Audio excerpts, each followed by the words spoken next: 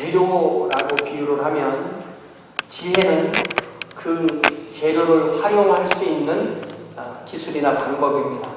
예를 들어 건축 자재를 지식과 비교할 수 있고 실제적인 건축은 지혜와 비교할 수 있습니다. 내가 건축을 하는 기술이 아주 많고 자격증을 다 갖추었어도 재료가 없으면 못합니다. 그러나 정반대로 재료가 아무리 많아도 그것을 지을 줄 모르면 집을 지을 수가 없는 거죠. 인생이라는 집을 지을 때 이처럼 지식과 지혜는 둘 다 필요합니다. 지식과 지혜는 떼려야 뗄 수 없습니다. 약 한 30년 전에 내가 정말로 알아야 할 모든 것은 유치원에서 배웠다라는 유명한 책이 로버트 풀검이라는 분에 의해서 저술되었는데요. 여기서 유치원은 한국어로 말하면 대한민국의 초등학교 저학년에 해당된다고 할 수 있습니다. 저는 유치원을 안 다녔습니다. 제가 유치원을 안 다녔기 때문에 나는 그런 거 못 배웠어요라고 말할 수 없다는 얘기죠. 여러분 유치원 안 다닌 분들 있잖아요. 무슨 얘기냐면은 초등학교 저학년쯤에 다 배운다는 거예요. 왜냐면 우리 초등학교 때 어릴 때 기억해 보면 바른 생활이라는 게 있었죠. 바른 생활. 요즘 뭐라고 하면 모르겠어요. 슬기로운 시간을 뭐라고 하는데 어쨌든 바른 생활 내지는 도덕 시간이 있어요. 그런데 그때 이제 가장 기본적인 어떤 기본적인 사회생활의 룰이나 어떤 윤리를 배우게 되죠. 이 공부를 잘하는 학생들, 못하는 학생들인데 시험을 볼 때 다른 과목에서는 만점을 못 받는 아이들도 도덕은 이 바른 생활은 100점을 받습니다. 혹시 이 중에 바른 생활도 나는 100점을 맞지 못했다 이런 분이 계실지 모르겠지만 없겠죠. 네. 바른 생활은 다 100점 맞는 건 무슨 얘기예요? 무엇이 옳은지 무엇이 그른지 무엇이 나쁜 행동인지 무엇이 악한 행동인지는 아주 어릴 때에도 조금만 가르치면 쉽게 알 수 있다는 것입니다. 그리고 이 어릴 때부터 그걸 배우고 나면서 우리가 더 자라나면서 이제 지식도 깊어지고 지혜도 깊어집니다. 소견이 깊어지고 공감의 능력, 소통의 능력, 감수성 등이 예민해집니다. 그러나 어른이 되었다고 해서 나이가 들었다고 해서 어린 시절에 배웠던 윤리의식대로 따라 산다는 보장은 없습니다. 어른이 될수록 더 착해진다는 보장, 더 법을 잘 지킨다는 보장이 없습니다. 기초가 잘 되어 있지 않다면 우리가 어릴 때 배웠던 그 기초가 잘 되어 있지 않다면 어른에 대해서 아무리 멋있게 세세하게 꾸민다고 해서 무슨 소용이 있겠습니까? 우리 주님은 그런 상태를 해칠한 무덤이라고 했어요. 속에는 썩고 있는데 겉에만 해칠한 무덤. 기본이 되는 정직, 사랑, 성실, 공감, 공평, 정의 등의 가치를 추구하지 않는다면 우리가 가지고 있는 지식과 지혜가 오히려 자신과 가족과 공동체를 해치는 것이 될 것입니다. 솔로몬은 그의 잠언을 시작하면서 우리가 평생 가슴에 간직해야 할 원칙을 제시합니다. 여러분 제가 주보에 써드린 대로 잠언 1장 7절에 보니까 잠언 1장 7절에 무엇은 무엇이다 그러나 무엇은 무엇이다 이렇게 A입니다 이렇게 정리를 해줬는데요. 그것이 무엇입니까? 여호와를 경외하는 것이 지식의 근본이다. 무슨 말씀입니까? 여호와를 경외하는 것, 하나님을 인정하고 예배하고 두려워하고 사랑하는 삶의 자세를 말합니다. 이것은 여호와를 나는 한번 경외했어 라고 일회성에 그치거나 완성되는 것이 아닙니다. 평생 유지되고 심화되고 확장되고 발전하는 것입니다. 우리의 지식은 하나님과의 관계에서 나온다는 말씀입니다. 하나님을 인정하고 하나님을 두려워하고 하나님을 사랑하고 하나님과 인격적인 교제를 유지하고 하나님과 대화하고 하나님과 동행하는 것이 우리의 지식의 기초이며 근본이라는 말씀입니다. 이렇게 보면 지식은 단지 머리에 들어있는 것으로 그치는 것이 아니라는 사실을 알 수가 있습니다. 구약이든 신약이든 성경에서 안다, 지식 이런 단어가 나올 때마다 그것은 무조건 머리에서 아는 것, 이해하는 것에 그치는 것이 아니라 그거대로 살아봐서 몸에 체득된 경험을 성경은 지식이라고 말합니다. 그래서 성경은 지식이라는 말과 지혜라는 말을 문득을 했어요. 단어는 따로 있지만 개념이 비슷하다는 말씀이에요. 내가 정말로 필요한 것을 유치원에서 다 배웠다는 말처럼 우리에게 정말로 필요한 것 가장 기초적인 것부터 우리는 하나님과의 관계에서 배우고 하나님의 말씀으로부터 배운다는 말씀입니다.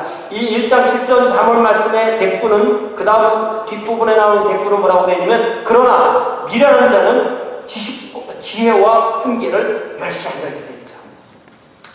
어른이 되었다고 어린 시절에 배운 윤리의식대로 산다는 보장이 없다는 것입니다. 마찬가지로 우리가 주님을 믿은 세월이 오래 흘렀다고 해서 자동적으로 하나님의 지혜와 훈계를 따라 산다는 보장은 없습니다.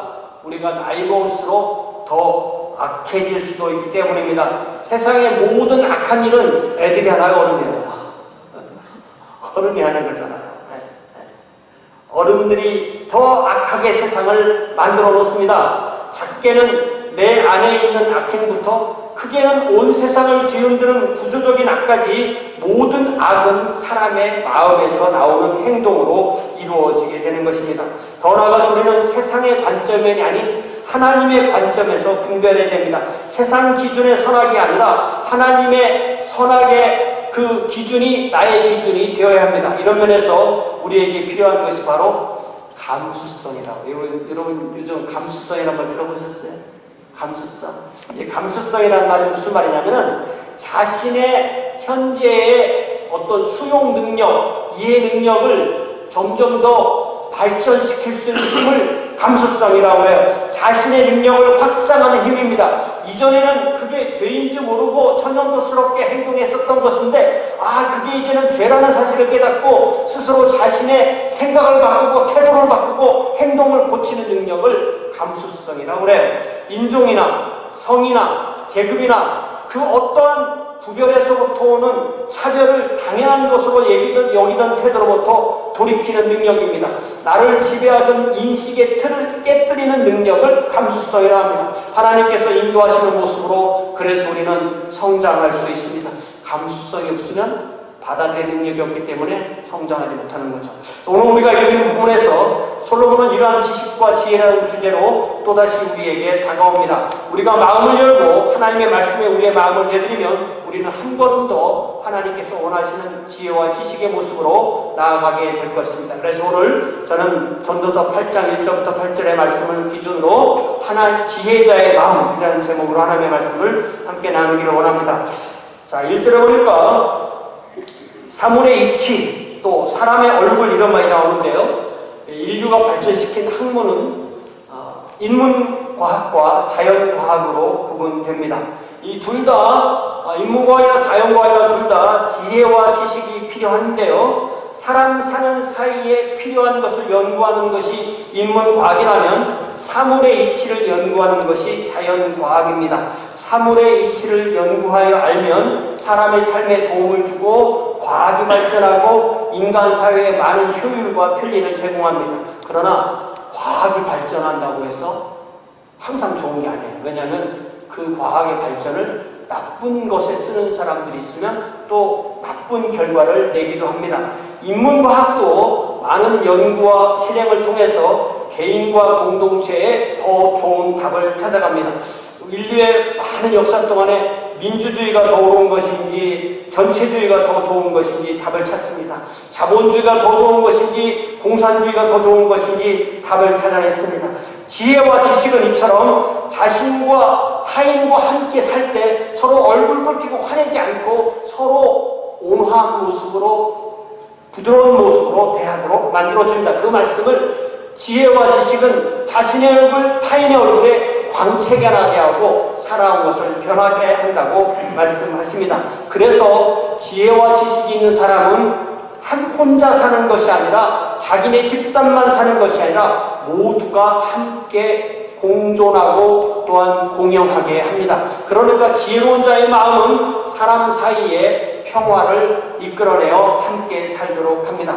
사랑하는 여러분, 제가 이 주일 오전에 세상의 평화를 위해 기도합시다 이런 아주 우리 생활과는 전혀 관계가 없는 그런 말씀을 전한다고 생각하지 마시기 바랍니다. 우리의 인식은 온 세상이 돌아가는 것을 바라보고 있지만 우리의 삶은 오늘 여기에 있습니다. 오늘 우리가 부른 찬양처럼 이 시간 안에 우리는 있는 것입니다. 그렇기 때문에 진정한 지혜와 지식은 우리가 지금 여기서 살고 있는 가장 가까운 사람과 함께 평화와 사랑을 누리며 살도록 해줍니다.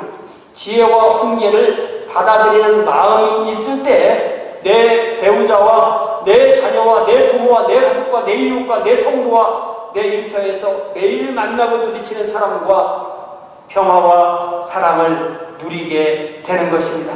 만약에 내가 가지고 있는 지혜가 내 가장 가까운 사람들과 평화와 화평을 누리지 못하고 사랑을 누리지 못하게 한다면 그것이 내가 매일 신문을 보고 매일 세상 평화를 염려한다고 해서 그것이 무슨 의미가 있겠습니까? 내가 이 평화와 사랑을 누리지 못한다면 상대에게 문제가 있다고 생각하기 이전에 내가 더 지혜와 훈계를 받아들여야 한다고 내 생각을 바꿔보아야겠습니다. 그것을 우리는 마음을 넓힌다고 합니다. 그래야만 우리는 함께 살 수 있습니다. 이제 2절에 보니까 솔로몬은 왕으로서 여러 사람에게 함께 살 수 있는 지혜를 원합니다. 오늘날은 왕이 있는 나라나 왕이 혹은 있어도 왕이 실권을 가지고 있는 나라는 그리 많지 않습니다. 그렇다면 본문의 왕은 1차적으로는 한 나라의 권력을 가진 정치 지도자를 의미하는 것으로 적용할 수 있습니다. 더 나아가 하나님께서 권위를 허락하신 모든 대상으로 확대하여 적용할 수 있습니다. 권위를 가진 사람이 누구예요? 여러분에게 권위를 가진 사람이 누굽니까? 여러분에게 뭐라고 말하는 사람, 여러분에게 권위를 가진 사람이에요. 여러분을 움직이게 하는 사람, 여러분의 생각을 바꾸게 하는 사람, 여러분에게 말로든 뭐로든 강제하게 해서 여러분 하려던 것을 하지 못하게 하고 또 하지 안 되는 것을 하게 하는 그 사람이 바로 여러분에게 권위를 가지고 있는 사람입니다. 이것에서 자유로운 사람, 나에게 뭐라고 할 사람은 세상에 아무도 없어 라고 할 사람은 전혀 없습니다. 평생을 독재하며 죽을 때까지 권력을 유지하는 이도 사실은 늘 두려움 가운데, 암살의 두려움 가운데 살고 있습니다. 독재자는 한평생 권력을 목표하기 때문에 실제로 불행을 당해서 불행한 죽음을 당하는 경우도 많이 있습니다. 왕부터 시작해서 사실은 모든 사람이 서로 연결되어 있습니다. 사람으로 살기 위해서 우리는 서로에게 따라야 할 것이 있습니다. 함께 살기 위해서 따라야 할 것이 있는데 그것을 뭐라고 부르냐면 약속이라고 해요. 약속. 약속이 발전하면 법이 되고 법이 발전하면 헌법이 됩니다. 그리고 성경은 하나님과 사람 사이에 있는 약속, 즉 언약이라고 그래요. 그래서 구약이라고 하고 신약이라고 하는데 그 말은 옛 언약, 새 언약이라는 뜻입니다. 이 2절에서 솔로몬은 하나님과 나 사이에 있는 왕에 대하여 말합니다. 왕의 명령을 지키겠다고 하나님께 맹세했기 때문에 왕의 명령을 지키는 것이 곧 하나님의 명령을 지키는 것이라는 말씀입니다. 그래야만 우리는 평화롭게 살 수 있습니다. 그러나 만일 왕의 명령을 지키는 것이 하나님의 명령을 거역하는 것이 된다고 생각되는 경우 우리는 어떻게 해야 합니까? 그 경우에 우리는 하나님의 명령을 따르기 위해서 왕의 명령을 거역할 수밖에 없습니다. 그 결과로 왕에게 목숨을 잃을 수도 있습니다. 그러나 왕은 최종적 권위가 아닙니다. 하나님이 최종적 권위입니다. 그러므로 평화는 궁극적인 목표가 아닐 수 있습니다. 무조건 싸움이 없는 상태가 최상은 아닌 것입니다. 하나님의 말씀을 지키기 위해서 신앙과 양심의 근거에서 반대를 표해야 할 때는 어쩔 수 없이 그렇게 해야 됩니다. No, stop! 아닙니다라고 하나님 앞에서 말하는 양심이 있어야 됩니다. 사도행전에는 사도행전 4장에 이에 대한 시금석 같은 말씀이 있습니다. 베드로와 요한이 하나님의 말씀을 전하다 당국자들에게 체포됩니다. 당국자들은 예수님을 십자가에 못 박았지만 예수님은 부활하셨습니다. 그리고 예수님의 제자들은 예수님은 부활하셨다고 예수님의 이름으로 선포합니다. 당국자들은 그것을 막기 원했습니다. 사도행전 4장 18절에 보니까 그들을 불러 경고하여 도무지 예수의 이름으로 말하지도 말고 가르치지도 말라 이렇게 말하죠. 그럴 때 베드로와 요한이 무엇이라고 대답합니까? 여러분 성경 사도행전 4장 19절 20절 제가 성경을 크게 얘기하면 여러분은 그 성경을 다르게 인용하나 정말 그런 말씀이 있나 찾아보는 것도 좋습니다. 사도행전 4장 19절 베드로와 요한이 뭐라고 대답합니까? 하나님 앞에서 너희의 말을 듣는 것이 하나님의 말씀을 듣는 것보다 옳은가 판단하라. 우리는 보고 들은 것을 말하지 아니할 수 없다. 그들은 하나님 앞에 있다는 것을 늘 잊지 않았던 것입니다. 당국자의 말을 들으면 평화가 옵니다. 그러나 그것은 하나님의 명령을 어기는 것입니다. 당국자도 베드로와 요한이 하나님의 명령을 어기는 것이라고 주장할 것입니다. 나아가 당국자는 공권력을 사용할 권한이 있습니다. 그래서 양심에 들려오는 하나님의 명령을 따르면 자연스럽게 핍박이 뒤따르는 경우가 발생하게 됩니다. 이 말씀은 모든 권위의 문제에 적용할 수 있는 시금석과 같습니다. 그래서 우리는 모든 권위를 주 안에서 순종해야 합니다. 이제 3절에 보니까 왕 앞에서 어떻게 행동하라는 말씀이 있는데, 자, 우리에게 누가 왕이죠? 누가 왕이라고 했어요? 나를 움직이게 만들 수 있는 사람이 왕이라고 했죠. 내가 하려던 것에 이의를 제기하고 나를 새롭게 생각하게 하고 나를 불편하게 만드는 대상입니다. 우리가 그 사람과 함께 살기 위해서 우리의 생각을 바꾸게 만드는 대상이 왕입니다. 나에게 명령하고 나를 강제할 수 있는 대상이 왕입니다. 사실 우리는 평생 여러분 대통령 만나본 사람 있어요? 혹시 중에? 평생 살아도 대통령을 실제로 만나는 기회는 거의 없습니다. 그러나 대통령이 누구이냐에 따라서 그의 정책이 어떠냐에 따라서 그가 어떤 명령을 내리는지에 대해서 나에게 직접적인 영향을 끼칩니다. 이렇게 생각하면 대통령과 내가 무관하지 않습니다. 그래서 우리는 법과 명령을 지켜야만, 대통령이 어떤 명령을 내리면 그 명령을 지켜야 이 사회에서 살 수 있는 것입니다. 왕은 자기가 하고자 하는 것을 행한다는 말씀에서 왕의 권한과 권력을 생각할 수 있습니다. 그러나 왕도 최종적인 권한을 가지고 있지 않습니다. 왜냐하면 왕도 인간이기 때문입니다. 더욱이 민주주의 사회에서 대통령은 투표로 뽑히기에 우리는 투표의 결과를 받아들여야 합니다. 이번에 데모하는 거 보니까 피켓에 Not my president 이렇게 써놓은 사람도 있더라고요. 내 대통령이 안 뽑았다, 내가 안 뽑았다 했던 말이겠죠. 그러나 내가 안 뽑았어도 그 사람이 대통령이 됐을 때 나는 그 대통령의 권한 아래에 있습니다. 그의 법적인 효력 아래에 있는 것입니다. 왜냐하면 우리는 모두는 대통령의 권위 아래 살고 있습니다. 하나님이 그에게 그런 권한을 주신 것이죠. 그래야만 우리는 함께 살 수 있습니다. 그리고 그 다음 투표에서 자신의 지도자를 위해 표를 던지고 그 결과에 승복하는 것입니다. 이런 면에서 백성을 하늘로 생각하고 따르는 지도자가 바른 역할을 할 수 있습니다. 지도자라고 해서 무한 권력을 가진 것도 아니고 또한 그 권력을 악용할 수도 없다는 말씀입니다. 이제 4절에 보니까 왕은 권력이 있다고 했어요. 왕에게 왕께서 무엇을 하시나이까라고 말할 수 있는 사람이 없다면 어떻게 되겠어요? 사실은 그 왕이 불행한 것입니다. 왕에게 목숨을 걸고라도 이렇게 직언할 수 있는 사람이 있다면 그 왕은 행복한 왕입니다. 왕에게 왕께서 무엇을 하시나이까라고 말할 수 있는 그 사람을 구약성경에서는 예언자라고 했습니다.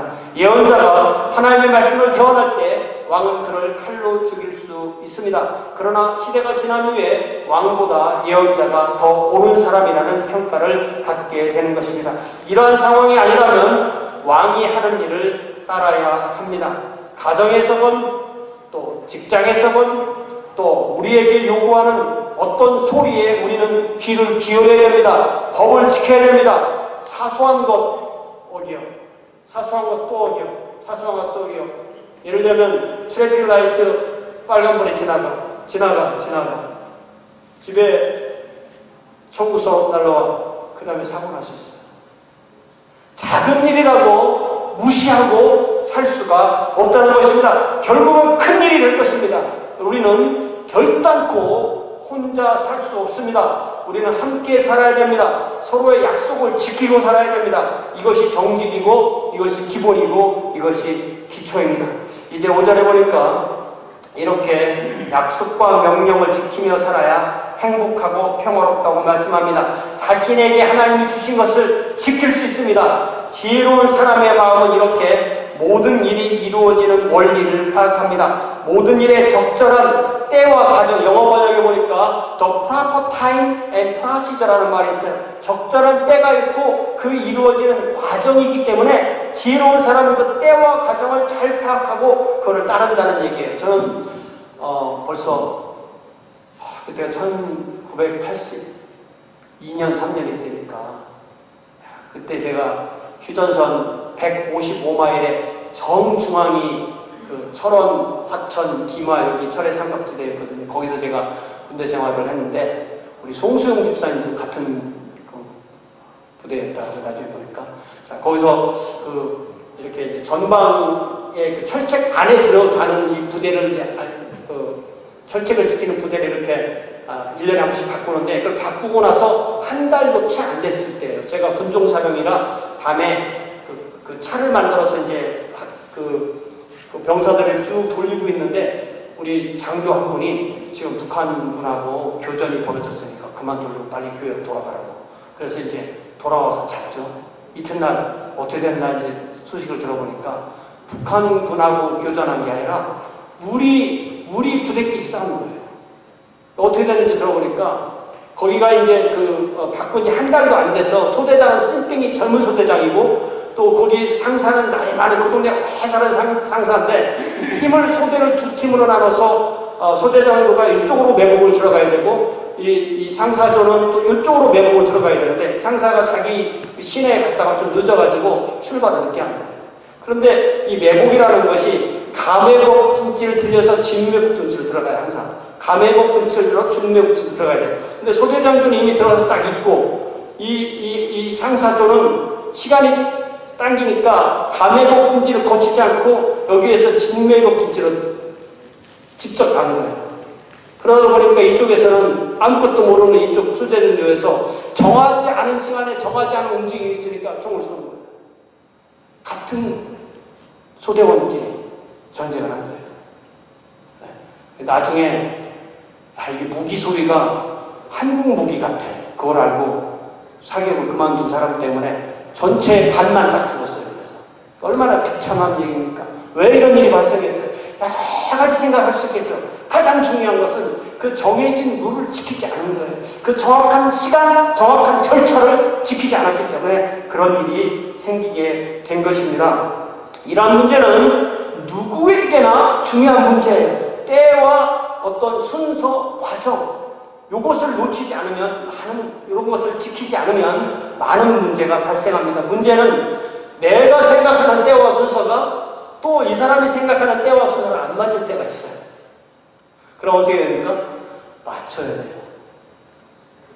안 맞추면 함께 살지 못합니다. 그것을 극복하는 것을 소통이라고 하고 감수성이라고 합니다. 서로의 입장을 바꾸어 생각하는 것입니다. 상대의 입장에서 헤아려 보는 것입니다. 혼자 사는 것도 아니고 혼자 살 수 있는 것도 아니고 자신만 위해 사는 것도 아니라는 사실을 깨닫는 것입니다. 6절에 보니까 이렇게 때와 과정 혹은 순서를 바르게 따르지 못할 때 크고 작은 불행이 닥칩니다. 자연재해도 미리 대비하지 못하면 어느 때와 순서를 맞추어서 자연재해를 바르게 대비하지 않으면 자연재해 플러스 인재가 돼서 더 큰 불행을 만들어 옵니다. 그래서 이 코로나 바이러스도 많이 생각해보면 자연재해로 출발하지만 사람들이 때와 시간에 맞춰 적절한 대응을 하지 못하기 때문에 인재로 발전하게 되는 것입니다. 우리가 때와 과정과 순서를 잘 지켜서 자신이 정한 자신의 이 배운 그 규정을 잘 지킬 때 우리는 죽음의 세력을 끌어내고 나와 가족과 공동체와 이웃을 지키고 생명의 세력으로 남게 되는 것입니다. 이 6절 말씀에 무슨 일에든지 때와 판단이 있으므로 이를 지키지 않는 사람에게 임하는 화가 심하다는 이 말씀을 우리의 삶의 자세를 다시 돌아보아야 하는 것입니다. 이제 7절에 보니까 더 나아가 우리는 장래를 모른다고 했어요. 장래를 모릅니다. 가까운 장래도 모르고 100년 후도 모릅니다.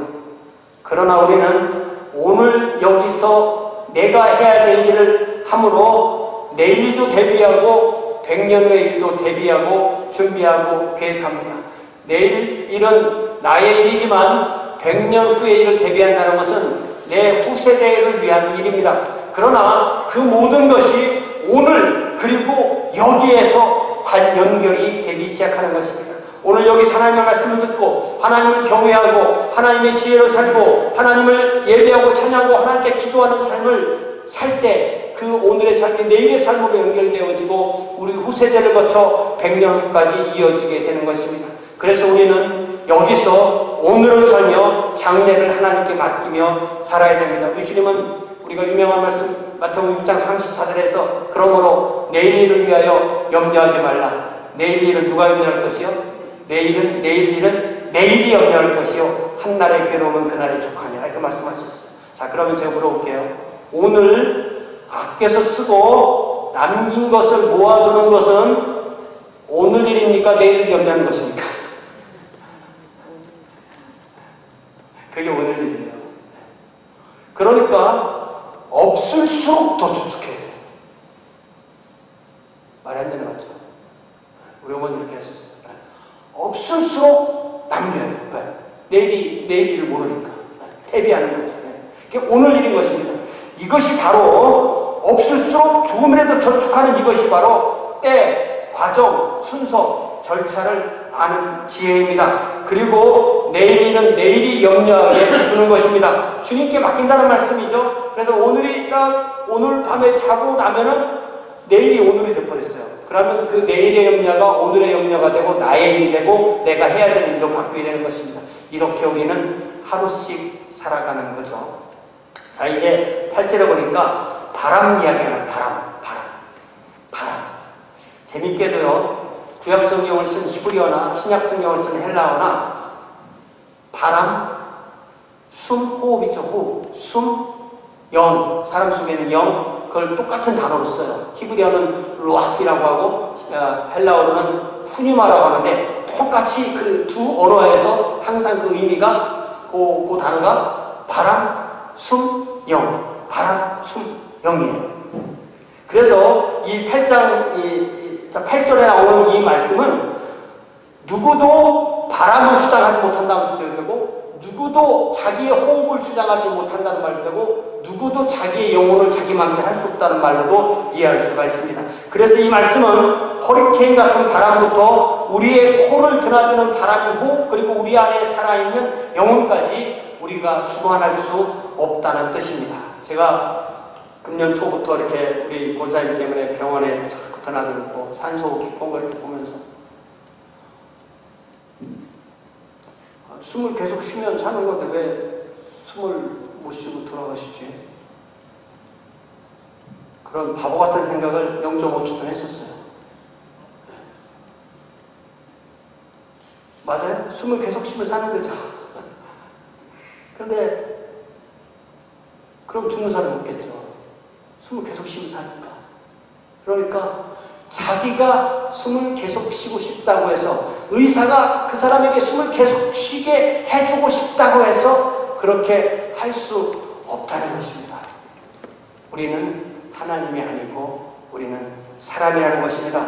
우리의 코를 드나드는 그리고 우리의 허파를 통해서 우리의 몸으로 퍼지는 그 산소의 흐름을 내가 주관하는 것이 아니라는 것입니다. 의사가 주관하는 것도 아닌 것입니다. 인간이 주관하지 못한다는 말은 하나님이 주관하신다는 뜻입니다. 그러니 우리에게 영생이 있고 부활이 있다는 것이 얼마나 감사합니까? 이 땅의 생명이 다가 아닙니다. 죽음은 단지 하나의 관문입니다. 우리는 영원히 사는 존재입니다. 우리는 육체밖에 생명이 있는 존재입니다. 욥이 그래서 이렇게 노래하죠. 여러분 욥기 19장 25절 26절에 보니까 내가 알기에는 나의 대속자가 살아계시니 마침내 그가 땅 위에 서실 것이라. 내 가죽이 벗김을 당한 뒤에도 내가 육체 밖에서 하나님을 보리라. 욥은 믿음의 눈으로 구속자 예수 그리스도를 보았습니다. 그리고 때가 되어서 우리 주님께서 이 땅에 오셨습니다. 욥은 오실 주님을 미리 선포했고 죽음 이후에 하나님을 뵐 것을 노래했습니다. 사랑하는 여러분, 이 땅에서 우리의 몸으로 지금의 이 몸으로 사는 이 날, 이 우리의 코에 호흡이 드나드는 날은 사실 영혼과 비교하면 매우 작고, 그러나 이것이 우리의 생명의 다가 아니라는 사실을 우리는 믿습니다. 이 땅에 사는 날 동안에 또 이 8절 마지막 말씀처럼 사는 동안에 전쟁을 겪지 않는 사람들도 있습니다. 3대가 전쟁이 없으면 평화라고 해요. 3대가 전쟁이 없으면 100년이죠. 그죠? 6.25 전쟁이 70년 전에 있었잖아요. 그러니까 이 전쟁을 겪지 않으면 행복한 것입니다. 그러나 전쟁은 사실은 언제나 있습니다. 그리고 불화의 근본 원인을 제공하는 사람도 있습니다. 우리가 세계적인 전쟁이 없어도 집안에서도 전쟁을 할 수가 있는 거거든요. 전쟁은 항상 있습니다. 그리고 세계적인 국지전이나 이런 전쟁 항상 있어요. 중요한 것은 불화의 근본 원인을 제공하는 사람이 바로 악을 행하는 사람이에요. 내가 그 악을 행할 때 그 악의 결과가 빠르게 나에게 돌아올 수도 있고 늦게 돌아올 수도 있지만 사실은 그 내가 행한 그 악의 결과가 나에게 돌아옵니다. 그러니까 내가 내 차를 깨끗하게 하려고 차문을 열고 쓰레기를 도로에 투척하는 것은 알고 보면 자기가 자기의 몸에 오물을 투척하는 것과 똑같은 것입니다. 이것을 아는 것이 지혜입니다. 이 말씀에서 솔로몬을 통해서 우리에게 주시는 교훈은 바로 이것입니다. 악이 악으로부터 자신을 건져낼 수 없다는 것을 아는 것이 하나님을 바르게 섬기는 것이다. 그래서 우리는 참된 지혜는 하나님께 온다는 것을 알아야 되겠습니다. 우리 주님은 요한복음 17장에 기도를 하시면서 제가 주보에서 드린 대로 영생은 곧 하나님과 우리 주님을 아는 것이라고 했어요. 제가 안다는 것이 뭐라고 했죠? 안다는 것은 머리의 지식이 아니라 삶의 경험이라고 했죠. 하나님을 아는 것, 하나님과 함께 살아오며 자기와 하나님 사이에서 쓰여진 이야기가 있다는 거예요. 크게 보면 하나님과 나의 이야기 다 똑같잖아요.